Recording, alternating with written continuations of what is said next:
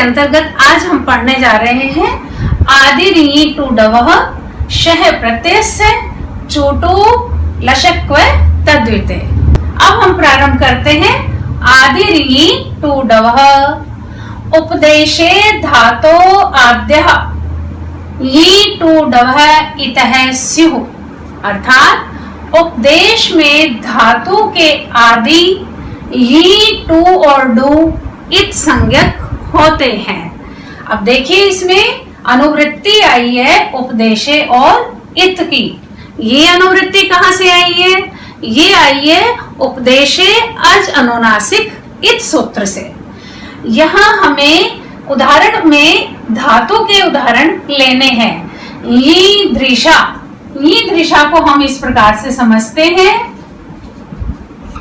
ये की आदिर ये टू डवह से इत संज्ञा हुई, तस्य लोपः से लोप हो गया, शेष रहा दृशा। दृशा में आ को हम अनुनासिक मानेंगे, ये प्रतिज्ञा कर रहे हैं। क्यों? क्योंकि इसका लोप प्राप्त है। वो कैसे? उपदेशे अज अनुनासिक इत, इससे आ का लोप हुआ, दृश शेष रहा। ये हमारी धातु दृश, ये भवादि गण की परस्मय पद में चलने वाली धातु है। धर्षति धर्षते धर्षन्ति। इसी प्रकार टो वेप्री में भी टो का आदिर टू डवह से इत संज्ञा हुई तथा तस्य लोपः से लोप हो गया, स्थिति बनी वेप्री। वेप्री में भी री का लोप हुआ, उपदेशे अज अनुनासिक इत से इत संज्ञा तथा तस्य लोपः से लोप हुआ। हमारा स्थिति आई वेप। अब वेप जो है इसके रूप इस प्रकार से चलते हैं, वेपते वेपेते वेपनते। ये भवादि गण की आत्मने पलने वाली धातु है। तो ये हमने इत संज्ञा में ये और टू का लोप आदि टू डवह से किया, आ और री का लोप उपदेशे अज अनुनासिक इत से इत संज्ञा बना करके किया। अब आता है डू क्री या डू दा। इसमें और इसमें क्या है? डू और डू की आदिर ही टू डवह से डू की इत संज्ञा हुई तथा तस्य लोपः से लोप हो गया, शेष रहा यहाँ क्री और यहाँ दा। यहाँ पर यह तथा यह की हलंत्यम सूत्र से इत संज्ञा हुई तथा तस्य लोपः से लोप हो गया। ये रहा क्री और यहाँ रहा दा। ये धातुएं बनी करोति कुरुतः कुर्वन्ति, ददाति दत्तः ददति। इस प्रकार से रूप चलते हैं। ये तो हुआ हमारा आदिर ये टू डवह सूत्र। अब हमारा आता है शह प्रत्यय। यह सूत्र पाणिनि के प्रथम अध्याय के तीसरे पाद का छठा सूत्र है। उपदेशे प्रत्यय से आदि शह इत स्यात्। उपदेश में प्रत्यय का आदि शकार इत संज्ञक होता है। ये हम कैसे करते हैं? हम अनुवृत्ति देखते हैं। अनुवृत्ति को में हमने किस किस को पूर्व के सूत्रों से ग्रहण किया है वो देखिए। उपदेशे इत और आदि इनकी अनुवृत्ति है। तो उपदेशे और इत इन दोनों की अनुवृत्ति तो हुई है उपदेशे अज अनुनासिक इत से, तथा आदि ही जो पद है इसकी अनुवृत्ति है आदिर टू डवह के आदि की। ठीक, अब हम इसे उदाहरण से समझते हैं। जैसे हमारा एक प्रत्यय है शाकन, क्योंकि हमें प्रत्यय को सीखना है। शह प्रत्यय से सूत्र प्रत्यय के आदि शकार की इत संज्ञा करता है। हमें ध्यान देना है प्रत्यय का जो आदि शकार होगा उसकी इत संज्ञा शह प्रत्यय से करेगा। कैसे? हमारा एक शाकन प्रत्यय है तो हम इसको ऐसे समझते हैं, जल्प धातु के साथ समझते हैं।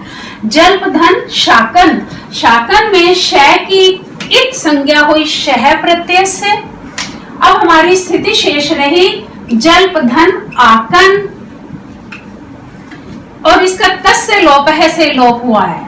ठीक, अब ये जो हमारा न है इसकी हलंत्यम से इत संज्ञा हुई और तस् से लोप है से लोप हो गया। हमारी स्थिति जल्प धन आप हुई और हमारा शब्द बना जलपाक और ये बना जलपाक है। इसी प्रकार हम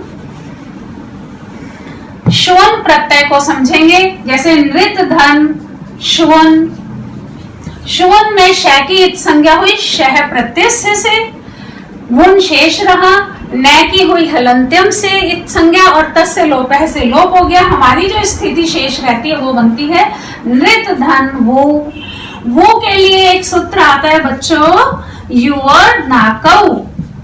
ये सूत्र कहता है यदि किसी प्रत्यय में यू है तो वो अन बन जाएगा और वो है तो अक बन जाएगा। तो हमारा वो को अक आदेश हुआ, री का जो हमारे री है इसको अर गुण होता है और हमारा शब्द शेष बनता है नर्तक है। इस प्रकार से हमने श की शह प्रत्यय से इत संज्ञा करके तस् से लोप है से लोप किया।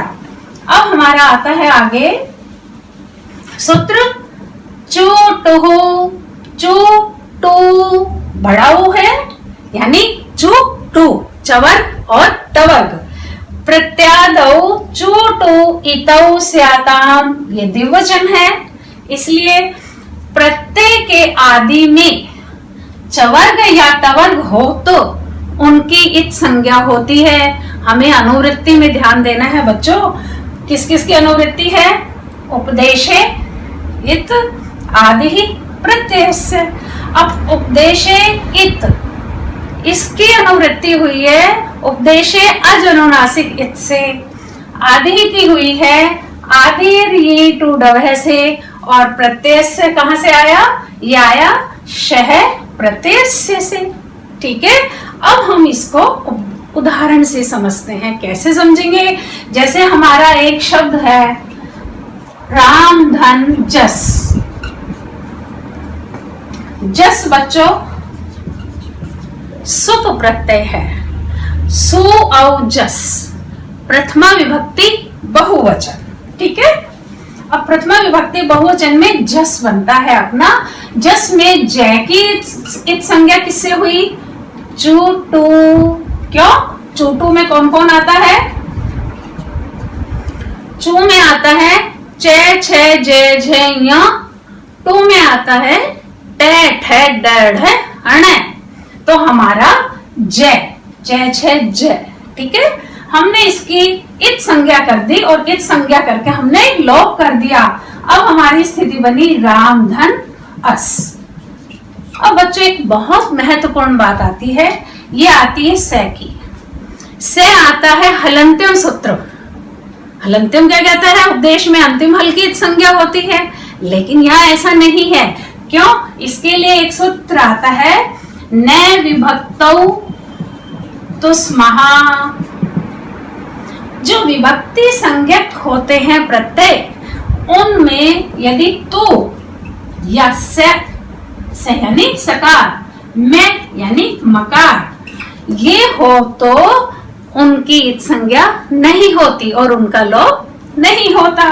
तो कैसे अब हम इसको समझेंगे, ये हमारा से सकार है, इसका लोप नहीं हुआ, तो इसका लोप नहीं हुआ, ये एज इट इज रहा और ये अनेक सूत्र लगने के बाद रामहा ये शब्द सिद्ध होता है। स को रुत और रुत को विसर्ग, यानी सकार का लोप प्राप्त नहीं हुआ।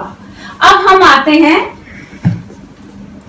चूटू, एक और उदाहरण ले लेते टा।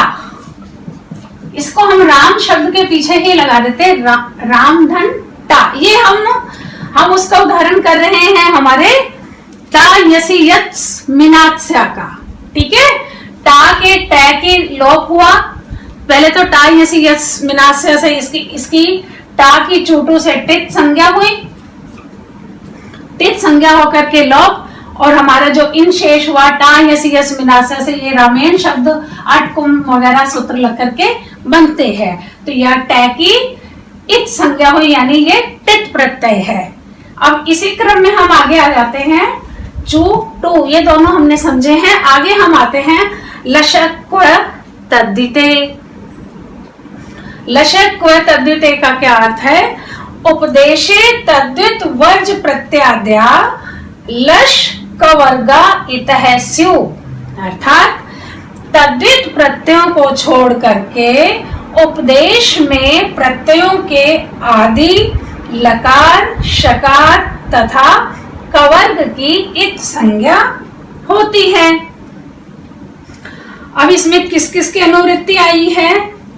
इसमें आई है उपदेशे, इत, आदि और प्रत्ययस्य। इसके उदाहरण देखते हैं, हम समझते हैं। इसमें तद्धित का अर्थ समझ लीजिए बच्चों। तद्धित का अर्थ है वे प्रत्यय जो शब्दों के पीछे लगते हैं, यानी हम यहाँ पर कृत प्रत्ययों की बात कर रहे हैं। जैसे ल्युट प्रत्यय है, ल्युट प्रत्यय में लय कहाँ है? आदि में। जैसे दृश धातु है, दृश धातु के पीछे हमने ल्युट प्रत्यय लगाया। ल्युट में लय का भी लोप है, इत संज्ञा है, लय की लशक व तद्धिते से है, टै की हलंतम से है, यू शेष रहता है बच्चों। और यू जो है हमने अभी अभी पढ़ा है यू और नाकऊ, उससे अन आदेश हुआ तो और री को अर आदेश होता है, तो ये हमारा शब्द बनता है दर्शन और दर्शनम सिद्ध होता है। तो यहाँ हमने लय की संज्ञा किससे की? लशक क्व तद्धिते, और हमारा इस प्रकार से लय की संज्ञा तस्य लोपः से लोप प्राप्त हुआ। आगे इसमें आता है जैसे शय, शय में आएगा अपना क्षत्रिय प्रत्यय। क्षत्रिय आप देखिए जैसे पठ धन क्षत्रि, क्षत्रिय में बच्चों अत शेष रहता है। क्या शेष रहता है? अत। तो हमारा पठ शय की इत संज्ञा किससे हुई?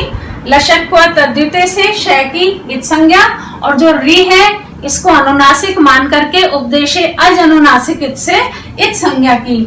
हमारी स्थिति बनती है पठ धन अत।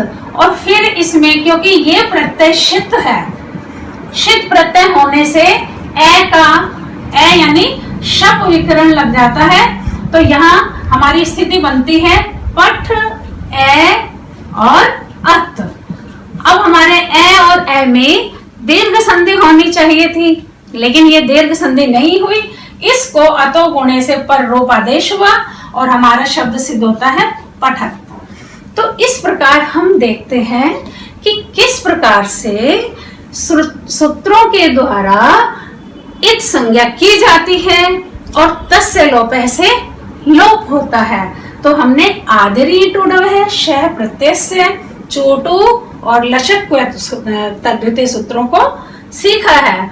इस प्रकार से ये हमारे इत संज्ञा के सूत्र हुए, और जो इनका मेन जो या संज्ञा सासा कर्म फलवती हमने पढ़ा था, तस्य लोपः सूत्र इन सब के बाद में कार्य करके जिन जिन की इत संज्ञा होती है उनका लोप करता है। हमने इत संज्ञा के सूत्रों को जाना और अगले ट्यूटोरियल में हम इनके कुछ अभ्यास कार्य करेंगे ताकि ये सब हमें अच्छी प्रकार से स्मरण हो जाए।